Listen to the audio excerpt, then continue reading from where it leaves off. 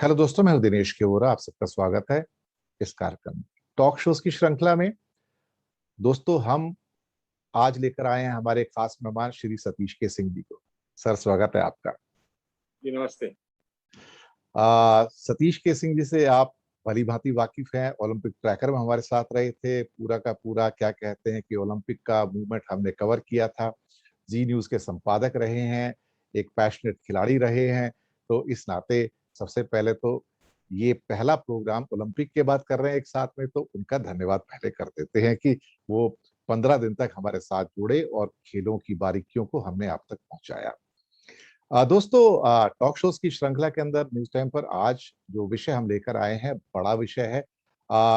इसे पत्रकारिता कहो, प्रेस कहो, मीडिया कहो, विभिन्न नामों से उसका भी क्या कहते हैं कि एवोल्यूशन होता चला गया। एक अभी तो सैकड़ों साल हो गए हैं जब से ओरिजिनल पत्रकारिता शुरू हुई थी। तो आज मीडिया का जो एवोल्यूशन हुआ है, क्या खोया क्या पाया के सीरीज के अंतर्गत हम सतीश के सिंह जी से इस बारे में उनका जो अनुभव रहा है एक पत्रकार होने के नाते, और सिर्फ क्या कहते हैं ना, अखबारों की पत्रकारिता नहीं बल्कि जी न्यूज के संपादक रहे हैं। तो वो टेलीविजन की जो पत्रकारिता है, और फिर साथ में अब डिजिटल न्यूज भी उसमें जुड़ गया है। और शुरुआत में तो कुछ मैगजीन्स हुआ करती थी, हफ्ते में एक दिन, 10 दिन में एक दिन या महीने में एक दिन आती थी।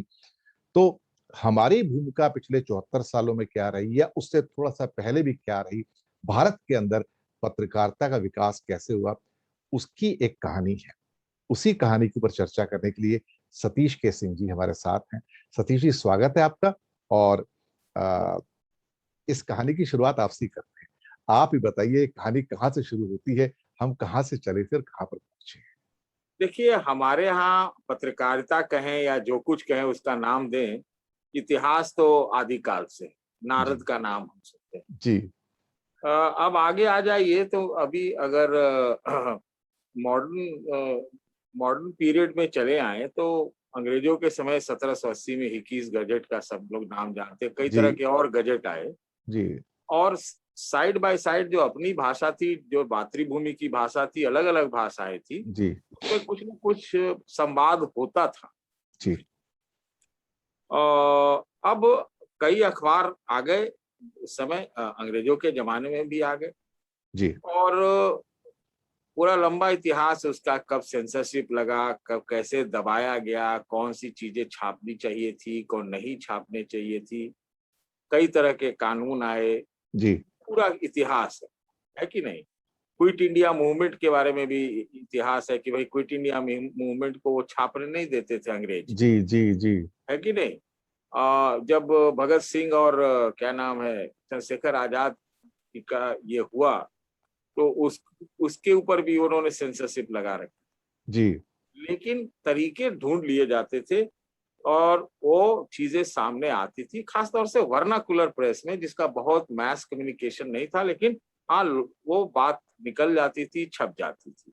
जी आजादी के आंदोलन में अखबारों का, पत्र पत्रिकाओं का जमकर उपयोग हुआ, और सब जी लोग अपनी राय देखने के लिए, चाहे नेतागण हो, जो आजादी के दीवाने हो, सब तरह के निकालते थे। जी चाहे मतलब गांधी जी हो, चाहे उसका आप जोड़ेंगे तो भी 2-3 घंटा चलेगा, इसलिए फिर रहने दीजिए इसको। जी तो सामाजिक उत्थान के लिए, आर्थिक उत्थान के लिए, पॉलिटिकल वाइज के लिए, अंग्रेजों के खिलाफ माहौल खड़ा करने के लिए, आजादी के लिए, मतलब सब कुछ, जनसंचार करने के लिए अंग्रेजों के खिलाफ सब कुछ तरह से यूज हुआ। ये तो रहा ही बात। और वो उस समय एक खास बात थी कि वो वो जर्नलिज्म था, पत्रकारिता जिसका नाम दिया। अब जिस युग में हैं हम और जिस समय हैं हम, अब वो पत्रकारिता वहां से बढ़ते बढ़ते बढ़ते अब वो मीडिया का आ गया।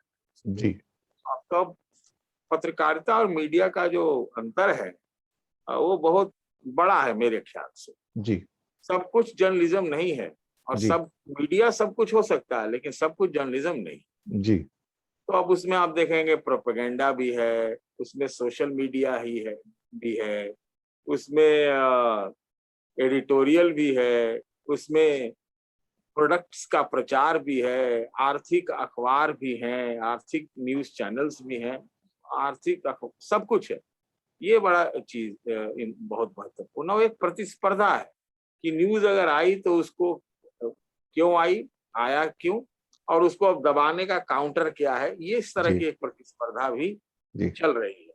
तो ये मोटा मोटी मैं समझता हूँ कि ये बात रही है। हम सब जानते हैं कि रेडियो तो 1927 में ही कायम हो गया, जी ऑल इंडिया रेडियो, बाद में आकाशवाणी बना, उसमें बाद में फिर एफएम जुड़ा, उसके बाद कम्युनिटी रेडियो आया, जी है कि नहीं। टीवी का जहां तक सवाल है तो टेलीविजन तो हमारे यहाँ 59 में आया और लिमिटेड प्रोग्रामिंग, लेकिन 70 के दशक में वो बढ़ना शुरू हो गया। जी 70 के दशक में वो क्या बोलते थे, लो ट्रांसमीटर से आता था वो, और वो था 82 में रंगीन हो गई टीवी, और एशियन गेम्स 90 के अंदर। 91 आते आते जो है, जी 91 हुआ तो पूरा प्राइवेट, मतलब CNN या क्या कहे, रुपर्ट मर्डॉक की एंट्री हो गई, प्राइवेट प्लेयर्स आ गए।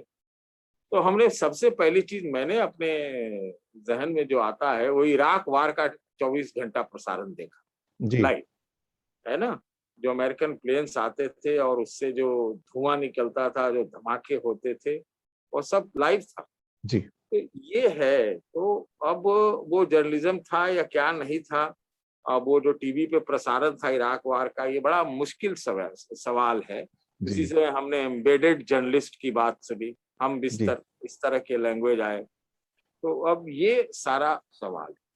तो हमने क्या खोया क्या पाया, आपका जैसा सवाल है, इसमें तो अलग अलग आप सवाल करेंगे तो अलग अलग हम जवाब देंगे। हाँ, ये बात जरूर कह सकते हैं कि जिस देश में 1 लाख पत्र पत्रिकाएं छपती हों, जिसमें जहां पर 15 करोड़ के लगभग लोग रोज अखबार पढ़ते हो, जी जहां पर अब 60-60 करोड़ के लगभग लोग के पास अब वो क्या कहते हैं, स्मार्ट फोन हो गया हो, जी जहां पर आप देखिए कि 450 के लगभग न्यूज चैनल्स हों लाइव 24 आवर्स, करीब 1600-1700 हमारे यहाँ चैनल है कुल। तो ये तो बड़ा विस्तार है। हम इस मामले में दुनिया के सबसे हम कहते हैं, मेरे मेरे हिसाब से हम दुनिया में नंबर 1 है इस मामले में।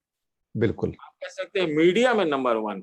अब जी जर्नलिज्म का आप पूछिएगा तो फिर आगे बढ़ना पड़ेगा इसमें उसका। एक छोटा सा एक सवाल है। हमारे पास एक दर्शक का सवाल आया था कि 1927 से रेडियो की शुरुआत होती है भारत में, तो रेडियो का कितना योगदान रहा इस क्या कहते हैं मीडिया का हो, पत्रकारिता का हो, इस पूरे गैमट के अंदर, क्या उसका भी कोई रोल रहा है क्या, रेडियो का भी?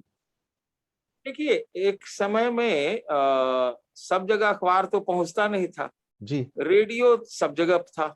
जी गाँव में भी रेडियो था, हम लोग भी गाँव में रहे हैं, तो हम लोग ऑल इंडिया रेडियो भी सुनते थे, प्रादेशिक समाचार भी सुनते थे, जी और एक समय में यहाँ बीबीसी रेडियो बहुत सुना जाता था, जी ठीक है ना। जी तो रेडियो का तो बहुत अहम भूमिका रही है। ये बात सही है कि स्टेट कंट्रोल्ड हमारे यहाँ रहा, बाद में उसमें एफएम आया, फिर फिर जो है क्या कहते हैं कि कम्युनिटी रेडियो आया, लेकिन भूमिका तो बहुत रही, चाहे वो प्रोग्रामिंग में हो, चाहे रिपोर्ट में हो, चाहे आंखों देखा हाल में हो, चाहे दिन भर में 5-10 5-7 समाचार आ जाए, लेकिन कंट्रोल रहता था। हम्म कंट्रोल तो रहता ही था इसमें। अब आप भाई दूरदर्शन तो 97 से पहले तो एक तरह से पूरी तरह से स्टेट कंट्रोल था। जी 97 जी में प्रसार भारती बना, ऑटोनॉमी दी गई। अब वो ऑटोनॉमी कितनी रहती है ये सबको मालूम है, सबको और पता है। सारी सरकारों में, यहाँ पर ये नहीं है कि ये कोई जी सरकार, जी जी जी सारी सरकारों में जिस तरह से प्रसार भारती और दूरदर्शन और ऑल इंडिया रेडियो पे प्रभुत्व रहता है सरकारों का, जी वो एकदम जकड़ा हुआ जैसा रहता है कि नहीं। तो बिल्कुल। उसमें कोई इधर उधर की बात है ही नहीं, वो सच्चाई है। अब आप वो कहेंगे कि रेडियो वाले पत्रकारिता करते हैं या सरकारी माध्यम के टीवी चैनल रिपोर्ट तो कर सकते हैं, लेकिन वो पत्रकारिता करते हैं कि नहीं, मैं नहीं कह वो उसमें हमारा। ये बात बिल्कुल सही कही। एक इससे पहले कि मैं आपकी पत्र पत्रिकाओं और दूसरे अखबारों पर आऊं, एक छोटा सा हिस्सा और हमारी जिंदगी का हुआ करता था कि जब भी हम फिल्में देखने जाया करते थे, तो वो हिंदी फिल्म शुरू होने से पहले एक फिल्म डिवीजन की डॉक्यूमेंट्री हुआ करती थी। तो उसके अंदर 5-6 न्यूज़ क्लिप्स दिखाई जाती थी कि आज पंडित नेहरू ने बाढ़ का दौरा किया, आज विदेश के जो हमारे राष्ट्रपति है भारत आए, उनका स्वागत एयरपोर्ट पे भव्यता के साथ भारत के प्रधानमंत्री ने किया। तो ऐसी कुछ क्लिपिंग्स भी दिखाई जाती थी फ़िल्म्स डिवीज़न के द्वारा। आपको याद होगा उस ज़माने में हाँ, हाँ, हर हर फ़िल्म से पहले एक फ़िल्म डिवीज़न की एक डॉक्यूमेंट्री आती थी 5-10 मिनट की। शायद 16 एमएम के अंदर वो दिखाई जाती थी, जबकि फ़िल्में 35 एमएम होती थी। लेकिन कुछ सूचना दूर-दराज के एरिया में उनसे भी मिल जाती थी देखा जाए तो। कुछ सूचनाएँ उनसे भी मिल जाती थी। हाँ। हाँ, नहीं देखिए, अब मैं क्या कह रहा हूँ, अब तो हम सूचना क्रांति के स्टेज 3 में है, 4 में है कि कहाँ है अब कह नहीं सकते। और आगे होगा अभी सब कुछ। अब तो हर कुछ चीज़ आप जैसे ये इस माध्यम से जिस तरह से हमारी आपकी बात हो रही है, ये सूचना क्रांति के तहत ही है। जी, तो वो जी, जी। सूचनाएँ तो इकट्ठा करने का वो पहले से आता ही रहा और हर युग में, हर पीरियड में सूचनाओं के प्रसार का अलग-अलग माध्यम रहा है। जी, और वहाँ से आप जो कह रहे हैं कि इस फ़िल्म हॉल में दिखाई जाती थी, हाँ, वो दिखाई जाती थी। बेसिकली आप वो कह सकते हैं कि वो जनसंचार था, शायद वो राष्ट्र निर्माण के लिए है और इससे लोगों का मतलब अवेयरनेस हो, ये सारी चीज़ें थी, वो सार्थक भी थी। लेकिन आप जर्नलिज़्म की बात आप करेंगे तो फिर आपको अलग ढंग से बात करें। जी। तो उसी पर आते हैं।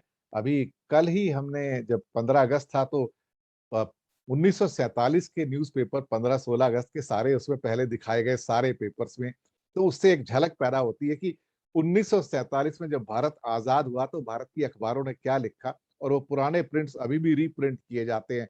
Statesman, times of India, Hindustan times.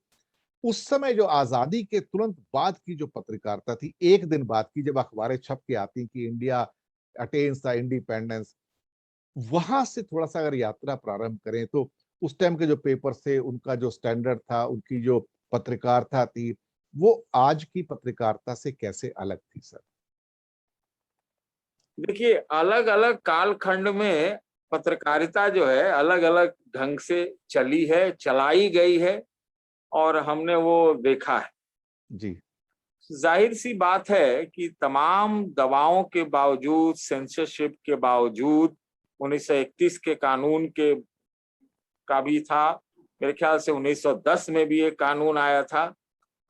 सबके तहत सेंसरशिप था, चीज़ों को दबाया जाता था, उनको आपको गिरफ्त में रखना होता था, अंग्रेज़ों के खिलाफ आप लेकिन उसका प्रतिकार था। आज़ादी के आंदोलन की एक ख़ास बात रही कि तमाम अवरोधों के बावजूद उसका प्रतिकार किया गया और आंदोलनकारियों ने हर तरह से उसका मुकाबला किया। कहीं जी, पर दबे नहीं, जी, दबे नहीं, कहीं दबे नहीं।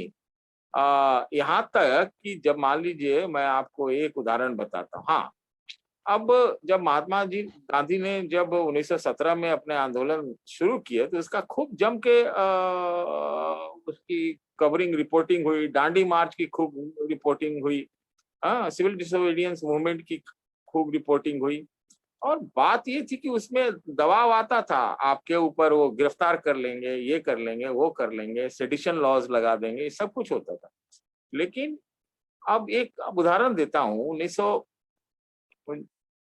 हाँ, जब क्विट इंडिया मूवमेंट चालू हुआ, तो क्विट इंडिया मूवमेंट को न रिपोर्ट करने के लिए क्योंकि वर्ल्ड वॉर का समय था, वर्ल्ड जी, वॉर 2 का, जी, तो अंग्रेजी हुकूमत ने भारत के एडिटर्स काउंसिल से ये समझौता किया कि भाई इसके बारे में आप नहीं छापेंगे क्योंकि जी, इससे इंटरेस्ट खराब होता है। जी, फिर भी वहां तो बात चलिए उस उतना छपा नहीं जितना क्विट इंडिया के बारे में हम लोग सुनते हैं, लेकिन जो तरीके ढूंढ लिए गए भाई कि इसको कैसे प्रचारित कर देना है, जी, कैसे ये कर देना। अब हिंदू मुस्लिम डिवाइड भी हो गया, भारत और पाकिस्तानी वाला जो एलिमेंट था। अब जी, 15 अगस्त की भारत की आजादी इतनी बड़ी घटना थी, उसी का आप जिक्र कर रहे हैं, वो तो जी, खूब छापा गया, पूरी दुनिया में छपा। पाकिस्तान में क्या पता है आपको छपा? जी, पाकिस्तान में वो चीज नहीं छपा आजादी का, वो अपने 14 अगस्त वो पार्टीशन और राइट और इन सारी चीजों को छापते रहे। जी, ये सारे अंतर है। जी, तो मेरे कहने का मतलब ये है कि मेन स्ट्रीम जो अखबार थे मेन स्ट्रीम अखबार वो शायद कहीं समझौता भी कर लेते, लेकिन वर्नाकुलर प्रेस जो है वो कभी समझौता नहीं करती थी। वो अपने तरीके ढूंढ के अपना जितना ही सीमा विस्तार है उनका, उसी में वो सब चीज चला देते थे। और भाषा इतनी ज्यादा हमारे यहाँ देश में है कि उसको पकड़ पाना या उसको कंट्रोल करना भी इतना आसान अंग्रेजी हुकूमत के लिए नहीं था। ये भी बात उतनी ही सही। अब पत्र नहीं मिला तो चलिए, पत्रकारिता कई कई माध्यम हो सकते हैं। पत्रों से लिखना, उसमें लेटर्स की बड़ी गूंज होती थी, लेटर छाप दिया जाए, वही एक पत्रकारिता हो गई। सबको पोस्ट कार्ड वगैरह लिख दिया जाए, वही हो गई। मतलब आप तरीका समझ रहे हैं ना कि किस तरह से ये चीजें हो गई। मेला ही लगा हुआ है, उसमें कोई आके एक थोड़े से कुछ ने किसी कुछ बोल दिया, वो भी एक जी प्रकार की जी जी जी जी चीज होती थी। तो कम्युनिकेशन के अलग अलग तरीके थे, लेकिन उसके अंदर जो मूल्य थे, जो जज्बा था, जो उद्देश्य था, वो मुझे लगता है कि मैं उसको बहुत ही आइडियलिस्टिक पत्रकारिता ही कहता हूँ। अगर मैं एक कालखंड के हिसाब से थोड़ा सा चलूं तो मैं हाँ, कहूं कि आजादी से लेके 1975 तक जब लगती है इमरजेंसी, और फिर उसके बाद की चर्चा भी उसके बाद में आता हूं, तो 1975 तक की जो एक कालखंड रहा है भारत में, खासतौर से पत्रकारिता का, उसमें क्या क्या महत्वपूर्ण बदलाव आपने 1947 और 75 के बीच में देखे, और कौन से ऐसे बड़े नाम थे उस टाइम, कोई अगर संपादक थे बड़े बड़े, कोई जिनके नाम बहुत अच्छे थे, जिनका अगर आप जिक्र करना चाहें कुछ तो। देखिए, मैं आपको बताता हूँ, मेरी समझ क्या कहती है कि जब आजादी मिली तो राष्ट्र निर्माण सबसे, और आजादी का जो आंदोलन का एक गौरवमय इतिहास रहा है, ये मुख्य बात, ये जी देश के आइडियल्स में यही था जी कि आजादी को प्रोटेक्ट करना है, लोकतंत्र को प्रोटेक्ट करना है, संविधान को प्रोटेक्ट करना है, कानून को प्रोटेक्ट करना, ये सारी कुछ बहुत सी, पार्लियामेंट्री डेमोक्रेसी को भी बहुत तरीके से प्रोटेक्ट जी करना है। जी जी आपको मालूम ही होगा कि अगर आप कह सकते हैं कि इन्वेस्टिगेटिव जर्नलिज्म या स्कैम स्कैम शब्द कहाँ से आया? जब मेनन साहब ने जीप खरीदी, जीप आप का जीप स्कैंडल की बात कर रहे 80 हैं आप। लाख रुपया में, जी उसकी जो रिपोर्ट हुई, जो छपी, वो पहला स्कैम रिपोर्टेड था। तो जी उस लिहाज से देखा जाए तो। जी और यहाँ तक कि जो नेहरू जी के दामाद थे, नेहरू जी के दामाद ही उनके खिलाफ थे। जी मैं फिरोज गांधी की बात कर रहा हूँ। जी तो वो एक बात थी कि भाई, आइडियल से ज्यादा कोई समझौता नहीं करना है, आपको लेखनी लिख करनी है, रिपोर्ट लानी। जी घटनाएं तो बहुत होती रही। अब कभी अकाल पड़ जाए, कभी टीके की कमी हो जाए, कभी पाकिस्तान से 65 का वार हो जाए, कभी 62 में आपका चीन का, वो समय बदल जाती है, चीजें, माहौल बदल जाता है। आपको ये मालूम, हमको मालूम है, आपको मालूम ही होगा कि जब से भारत आजाद हुआ तब से जो पश्चिमी प्रेस था, जी पश्चिमी वेस्टर्न प्रेस, वो भारत के पक्ष में नहीं थी। वो चाहती थी, वो अच्छे से अच्छा नहीं चाहती थी भारत का, हम्म वो नहीं चाहती थी अच्छा। और उन्होंने उस प्रेस में तो, लोग कहते हैं कि 65 के वार में भारत को हारा हुआ दिखाने की कोशिश की गई। हम्म भारत को स्नेक चार्मर्स बताया गया। हम्म भारत के प्रजातंत्र को कुछ साल, चंद साल दिए जा रहे थे। हम्म यहाँ के राइट्स, यहाँ के लड़ाई, यहाँ की जाति संघर्ष, यहाँ का कुछ, ये नेगेटिव जो रिपोर्टिंग थी वो बहुत। तो एक तो वो पक्ष था। तो ये जो हमारा देसी मीडिया था, उसका फिर बहुत पॉजिटिव इस ढंग से यूज था। हाँ, हम मानते हैं इस बात को कि आप इसको कहे प्रजातंत्र के नाम पे कहें, फ्रीडम ऑफ प्रेस के नाम पे कहें, फोर्थ स्टेट के नाम पे कहें, अनफॉर्चुनेटली, मैं बोलता हूं अनफॉर्चुनेटली, जो पॉलिटिकल पार्टीज और पॉलिटिकल लीडर्स, इसके ऊपर बाद में बहुत ज्यादा फोकस होने लगा। जी जबकि होना चाहिए था पॉलिसीज, पॉलिसी निर्माण, अकाउंटेबिलिटी, जो जवाबदेही है, इन चीजों पे होना चाहिए था। अगर वो होने भी लगा तो फिर उसके पीछे लोग कहते हैं वेस्टेड इंटरेस्ट थे, जी कि वेस्टेड इंटरेस्ट थे कि भैया इस सरकार के खिलाफ माहौल खड़ा करो ताकि हम अपने चाहत वाली सरकार या उन्हीं के द्वारा प्रमोटेड, प्रोटेक्टेड और स्पॉन्सर्ड चीजों को आगे ले जाएं। तो और ये हम पत्रकारिता पे सर कितने दबाव आते थे उस जमाने, 75 से पहले में मैं एक कितने बात और दबाव कह आते दूं, थे? हमें जी एक बात और कह दूं, उसके बाद मैं आपको अपनी बात, आप वो वाली बात करेंगे। देखिए, इमरजेंसी के समय की हालत आती, इमरजेंसी में क्या हुआ, करीब सरकारी विज्ञापन बंद कर दिए, जो कि एक जी मेन सोर्स होता था।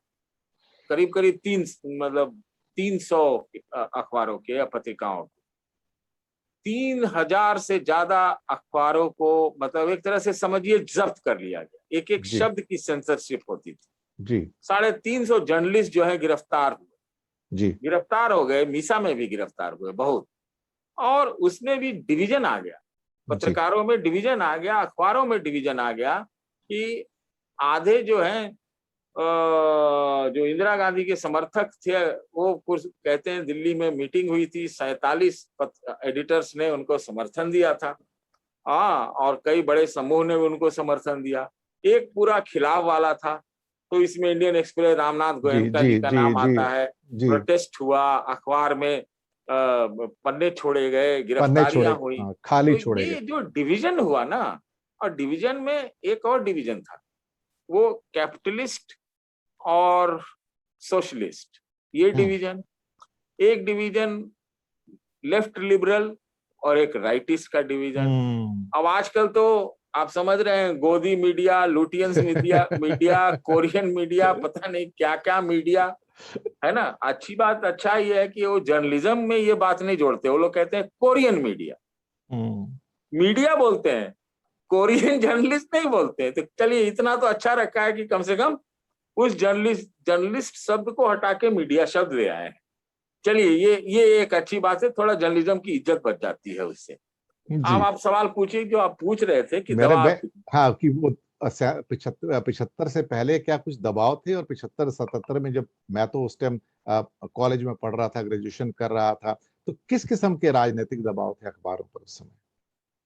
देखिए, दबाव, एक चीज हमको समझना चाहिए, जब देश में अखबार बड़े स्तर पे बड़े समूह द्वारा शुरू किए गए, तो सारे कैपिटलिस्ट लोग थे, जी सारे पूंजीपति थे, जी है कि नहीं। नाम वाम लेना ठीक नहीं लगता है, लेकिन सारे वो पूंजीपति ही थे।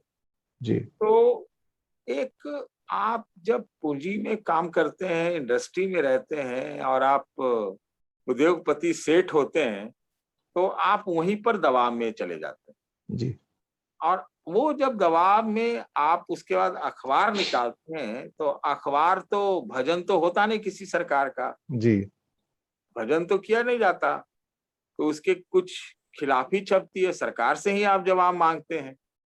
तो क्या है कि ये दोनों मिल जाती है, जी और उसमें दबाव बहुत होता है। जी अब निर्भर करता है कि सरकारी तंत्र का उपयोग, ये दुरुपयोग किस लेवल तक होता है। दबाव बराबर रहते, जी और जी जी किस तरीके से आप उसको नेगोशिएट करते हैं, झेलते हैं, आप किस तरह से बात करते हैं, किस तरह से अपनी बात को भी रखते हुए आप मैनेज कर ले जाते हैं, जी वो आपके मूल्यों पर निर्धारित होता है।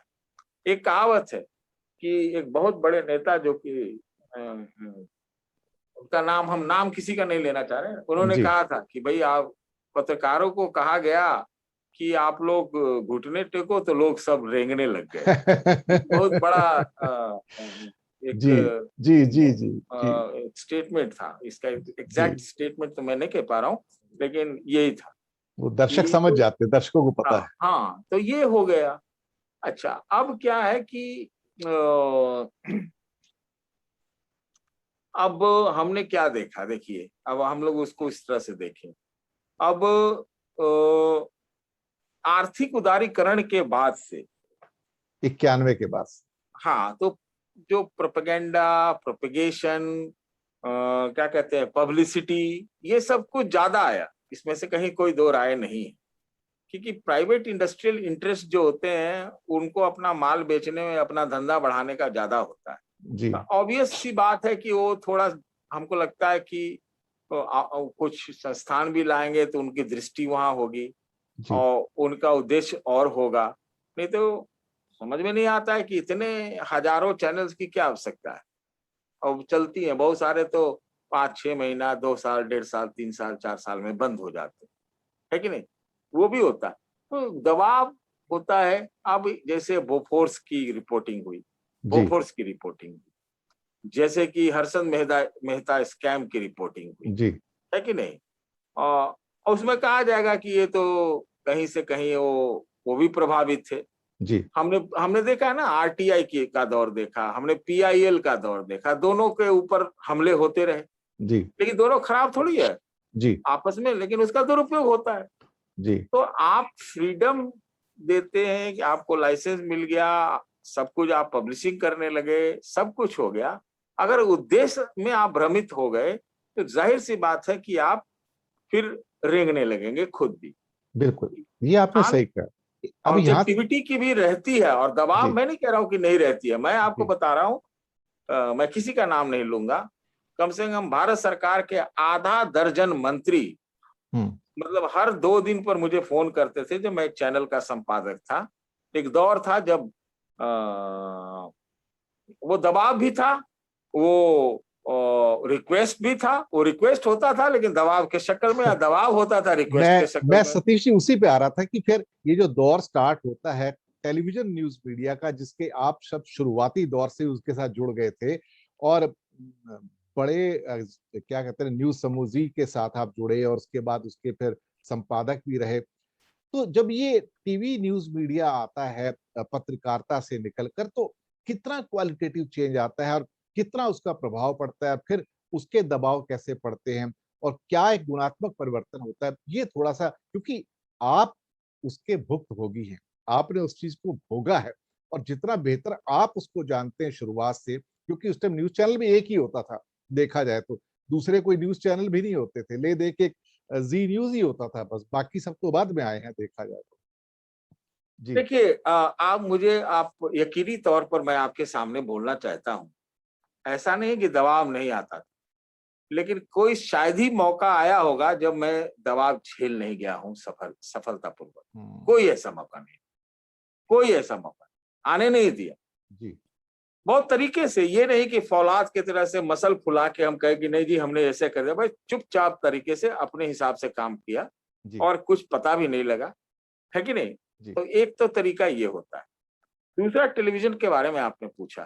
देखिए, टेलीविज़न में जो टीआरपी की प्रतिस्पर्धा चली, race race for readership, viewership जो होने लगा, तो उससे थोड़ा अवमूल्यन हुआ, इसमें कोई दो राय नहीं, है कि नहीं? सबको 24 घंटे चलाना था तो सब लोग अब तरह-तरह के चीज़ें चलाने लगे, उससे जो मापदंड थे उसका मूल्यन हो गया। तीसरी चीज़ क्या थी कि विज़ुअल जो था, ऑडियो और विज़ुअल सामने साक्षात तत्काल आपके पास, ये बहुत पावर था, बड़ा पावर था टीवी का, इसमें हुँ, कोई दो राय नहीं। चौथी चीज़ थी कि जो हम देखते हैं कि अपॉइंटमेंट और जो स्टाफ है टीवी में, मैंने ये महसूस किया कि वो बहुत उच्च कोटि के नहीं थे, शुरुआत से लेके, और अब तो और खराब हो गया। तो उसका प्रभाव भी जो है आपके गुणवत्ता पे, काम पे पड़ता है। और वो जल्दी कॉम्प्रोमाइज़ भी करते हैं, वो बड़ा डरे सहमे भी रहते हैं, नौकरी आई, गई, चली गई, कब आ जाएगी, कहाँ चली जाएगी, क्या हो जाएगा? बहुत तरह के इस तरह के भी अघोषित दबाव रहते हैं। पाँच छठी चीज़ मैं कहूँगा कि जो मैंने जब कहा कि गुणवत्ता, गुणवत्ता का एक ट्रेन्ड जर्नलिस्ट, एक पढ़ा-लिखा जर्नलिस्ट, एक पढ़ा-लिखा आदमी, उसकी मैंने बहुत कमी ज़्यादा महसूस की। मैं आपको एकदम जी, सही-सही बताता हूँ। जी, और जब इतने सारे चैनल होंगे, तो आप एकाएक आप सब जगह विद्वान की उम्मीद तो नहीं कर सकते। सही बात है। तो आप क्वालिफ़ाइड जो प्रोफ़ेशनल्स हैं, हमको लगता है उसमें बहुत कमी रही और आज भी है, चाहे भाषा के जी, स्तर पे।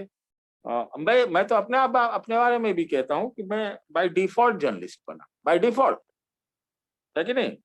डिफ़ॉल्ट मैं कहने में मुझे कोई ये हिचक नहीं है, लेकिन मैं बहुतों से बहुत बेहतर था, ऐसा मुझे महसूस होने लगा, वो ये आज भी मैं कह आप सकता तो आज भी बेहतर हैं बहुतों से। हूँ। हाँ, हाँ, तो मैं वो कह रहा हूँ लेकिन मतलब अगर आप सामान्य प्रक्रिया में कहते तो हमें कोई इस तरह का हक नहीं था, मैं ये कहना चाह रहा हूँ।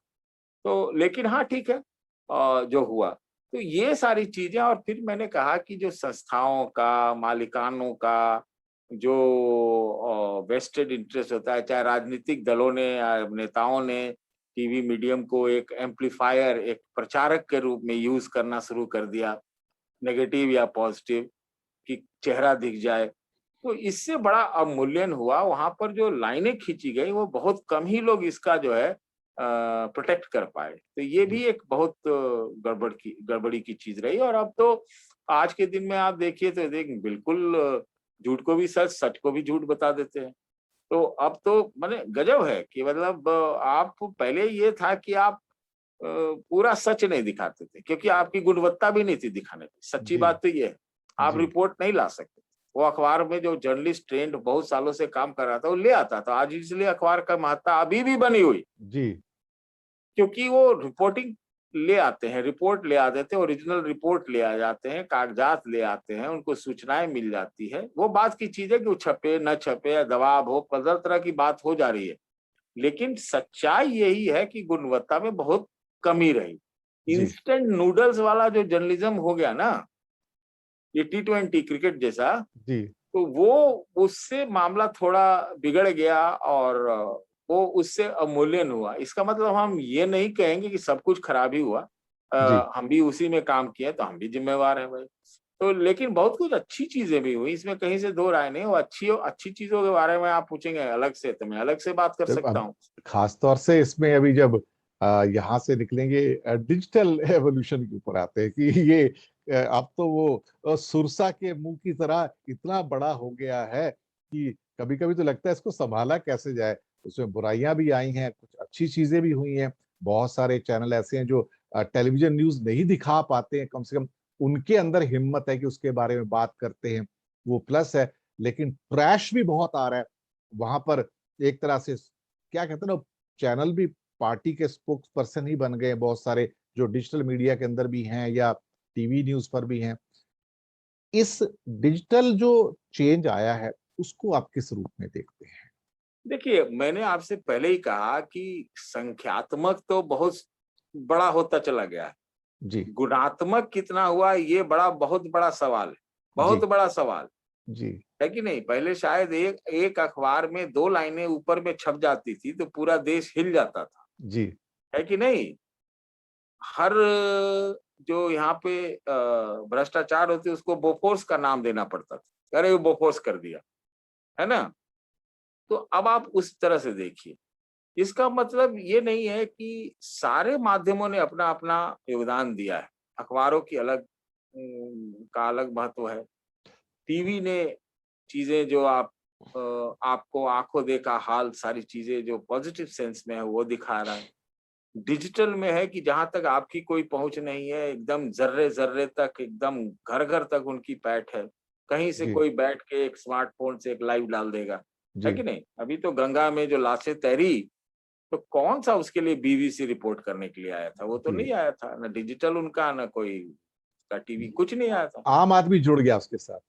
तो कैसे, कौन किया उसने? अभी तक मैं सवाल पूछना चाह रहा हूँ कि किसने ये रिपोर्ट की। तो मैं कह रहा हूँ कि अब सबका अपना अपना कंट्रीब्यूशन है। अब उसको स्टैंडर्डाइज करना, उसके मापदंडों को देखना, और उसके जो कोड ऑफ कंडक्ट है उसको करना, उसको नियमित करना और उसको सेल्फ रेगुलेट करना, वो भी बहुत जरूरी है। नहीं तो फिर वेस्टेड इंटरेस्ट है। देखिए, वेस्टेड इंटरेस्ट जो होते हैं, मेरे ख्याल से कभी उनको इस चीज में कोई दिक्कत नहीं होती है कि जितने भ्रष्ट, जो चीजें भ्रष्ट हो और भ्रष्ट हो, हम्म। वो भ्रष्टों से अपना दुकान जो है चलाते हैं। जी क्योंकि अगर कोई भ्रष्ट होगा तो उसको खरीदना है, उसके ऊपर दबाव डालना ज्यादा मुश्किल होगा। ऐसे अगर जी भ्रष्ट है जी और उसको कोई एक इंटरेस्ट चाहिए, तो इंटरेस्ट वो हल्के से में उसको आराम से उसको देख लिया जाए, मीट कर लिया जाए, तो उनका काम चल जाता है। जी तो ये जो तंत्र है अगर वो भ्रष्ट है तो उन्हीं लोगों को नीचे से लेके ऊपर तक जो है ये वैसे तो लोग चाहते ही हैं और फिर वो कह देगी जी अरे ये तो पत्रकार जो है फलाने चीज पे बिक जाता है, ये जाओ, जबकि चाहते हैं वो खरीदना पहले, बिके ना बिके। आप समझ रहे हैं? ये बड़ा ही एक इसका एक मतलब कॉन्ट्रडिक्शन है।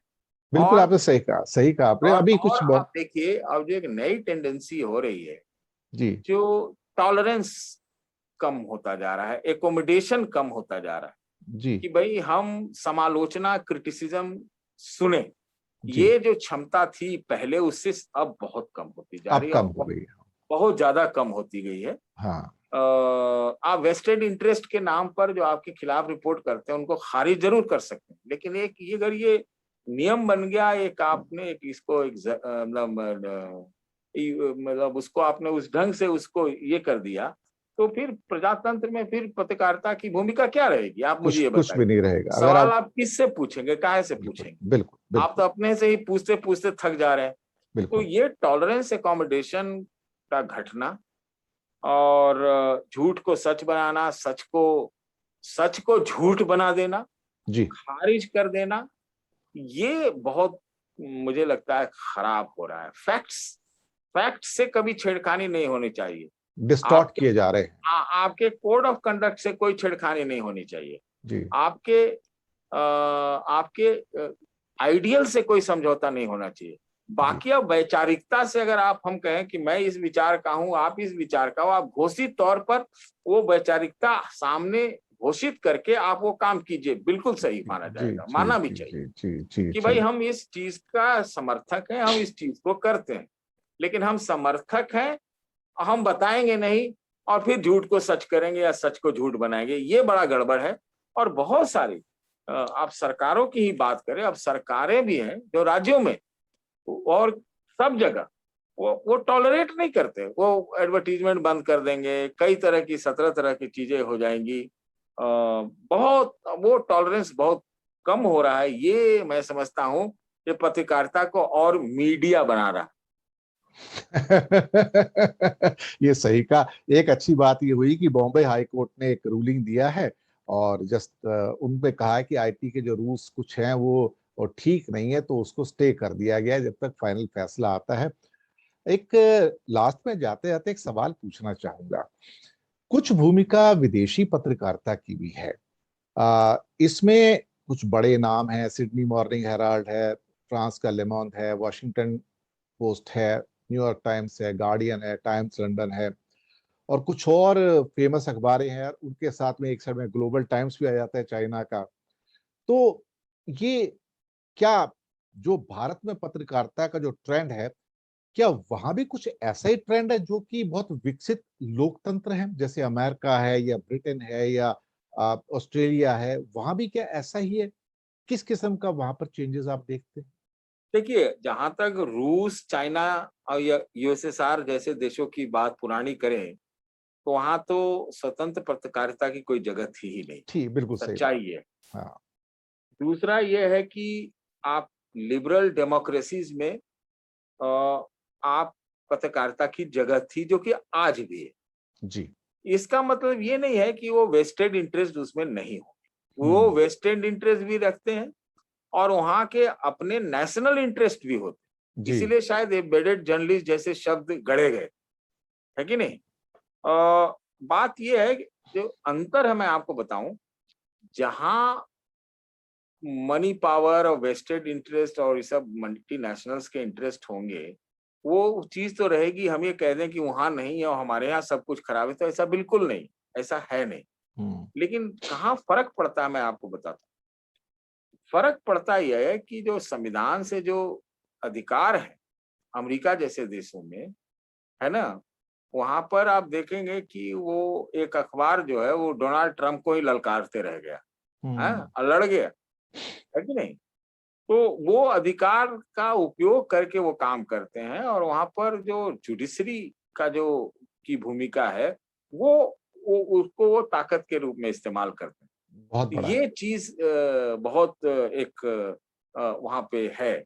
लेकिन ये कहना कि ये ग्लोबल टाइम्स और फलाना टाइम्स और सब, ये सब माउथ पीस है उनके ये तो माउथ पीस सरकारों है, के। स्पोक्स पर्सन से देखा हाँ, जाए तो। स्पोक्स पर्सन है। जी हम जी यहाँ पर बात कर रहे हैं कि जहाँ अखबारों का या जो भी चैनल्स हैं, हम ये नहीं कहते कि सब को अपना नेशनल इंटरेस्ट भी ध्यान रखना ही पड़ता है, वो भी एक कानून के तहत ही आता है। लेकिन स्पेस अगर रहेगा, एकोमोडेशन रहेगा, टॉलरेंस रहेगा, तो जगह रहेगी, नहीं तो नहीं रहेगा, नहीं तो नहीं रहेगा। तब तो फिर क्या है, स्टेट कंट्रोल मीडिया क्या यूएसएसआर में नहीं था, तास और इज्वेस्तिया हम सुनते थे। हाँ, अब चाइना में जियान हुआ और क्या कहते हैं वो सीसीसीपी क्या बोलते हैं टीवी, ऐसे ऐसे। हाँ, तो वो तो रहेगा ही, तो माउथ पीस तो रहते ही हैं। अनफॉर्चुनेटली हमारे देश के लिए क्या हुआ कि अगर हम एक एक नागरिक के रूप में कहें, भारतीय होने के नाते कहें, तो एक चीज हुआ जो हम अभी तक हम अचीव नहीं कर पाए कि हमारा कोई ग्लोबल माउथ पीस नहीं है देश हम्म। में। हम्म। अनफॉर्चुनेटली ये नहीं बन पाया है अभी तक। हम्म। अभी कुछ जो कुछ भी है उसकी उतनी आवाज या उसकी ताकत या उसकी भूमिका या उसको प्रभाव ही नहीं।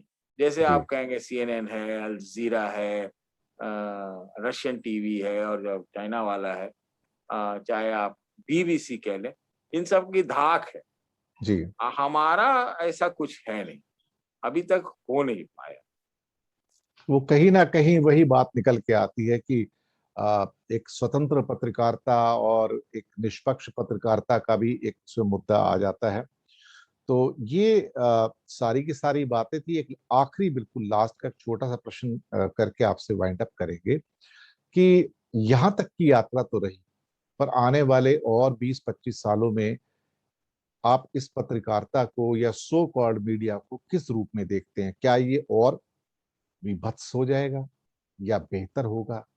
किधर जाते हो आप इसको देखते देखिए, जब तक प्रजातंत्र रहेगा, जब तक डेमोक्रेसी रहेगा, democratic way of governance system रहेगा, तब तक आप फोर्थ ही स्टेट कहलाएंगे, हैं?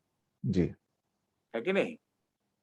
नहीं तो अगर ये वाला सिस्टम नहीं रहा तब आप फर्स्ट स्टेट के ही पार्ट हो जाएंगे, जो अथॉरिटेरियन होता है, जो डिक्टेटोरियल होता है, जहां पर फ्रीडम ऑफ प्रेस नहीं होता है, फ्रीडम ऑफ एक्सप्रेशन भी नहीं होता है, प्रेस की बात तो छोड़ दीजिए। तो ये जब तक रहेगा, लेकिन हमको ये क्या लगता है कि अ, भविष्य खराब नहीं है। हम्म। भविष्य खराब नहीं है क्योंकि हर व्यक्ति जो है आज अपने अधिकारों को लेकर बहुत सजग है, अपने इंटरेस्ट को लेकर बहुत सजग है, और सूचनाओं का भूखा है। एक भूखा आदमी भी सूचनाओं का भूखा है। हम्म। ये बहुत बड़ी चीज तो है, ये सबसे बहुत अच्छी बड़ी बात है चीज। कि ये अच्छी बात ये होगी कि सूचना मिलती रहे, सही सूचना मिलती रहे, हाँ, करेक्ट सूचना मिलती रहे। हाँ, उसी के अंदर लोकतंत्र का हित है, हमारा भी हित है। तो दर्शक मित्रों, ये था खासतौर से खोया पाया सीरीज के अंदर जो हमारे 74 वर्ष पूरे हुए, 75वां वर्ष स्टार्ट हुआ आजादी का। तो हम आपसे लेंगे इजाजत, और हम शुक्रिया अदा करेंगे श्री सतीश के सिंह जी का कि उन्होंने बड़ी बेबाकी से पत्रकारिता के जो विभिन्न रूप थे, जो उसका एवोल्यूशन हुआ है, उसके ऊपर बात की और उसको आप तक पहुंचाया। तो दर्शक मित्रों, बहुत जल्दी मिलेंगे अगले मुद्दे के साथ, नए मेहमान के साथ, बहुत जल्दी। धन्यवाद आप सबका।